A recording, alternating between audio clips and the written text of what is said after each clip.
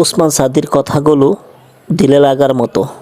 এই যে একা একা চলাফেরা করছেন, জীবন নিয়ে শঙ্কায় ভুগেন না কখনো? যে আমার পরিবার সবাই তো, আমি আমার মাকে বলেছি যে দেখো, মানে আমরা যে লড়াই নেমেছি, আমার একটা মনে হয় কি, কোনো রাজনীতিবিদের না বাসায় মৃত্যুটা হইতে পারে না, এটা কোনো ভালো মৃত্যু না। যিনি রাজনীতি করেন, যিনি লড়াই করেন, যিনি বিপ্লবী, যিনি সংগ্রামী, তার মৃত্যুটা হবে একটা সংগ্রামের মধ্য দিয়ে, একটা রাজপথে, একটা গ্লোরির মৃত্যু।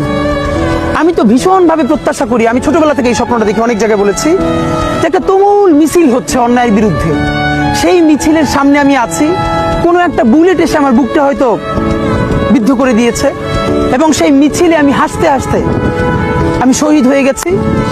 এবং সবাই যখন মৃত্যুটাকে ভীষণ ভয় পায়, আমি তখন হাসতে হাসতে আল্লাহর কাছে ভীষণ সন্তুষ্টি নিয়ে পৌঁছতে চাই যে আমি একটা ন্যূনতম ওই জীবনটা লিড করতে পারলাম, যে আমি একটা ইনসাফের হাসি নিয়ে আমি আমার আল্লাহর কাছে পৌঁছতে চাই।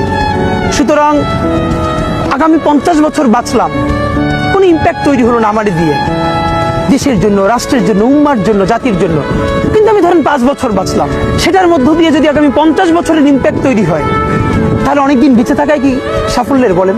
শহীদ প্রেসিডেন্ট জিয়াউর রহমান কয়টা দিন বেঁচেছেন, কিন্তু ভাবেন আজকে পর্যন্ত উনি আমার অনুপ্রেরণা। হাঁটতে হাঁটতে আমার পা ফুলে যা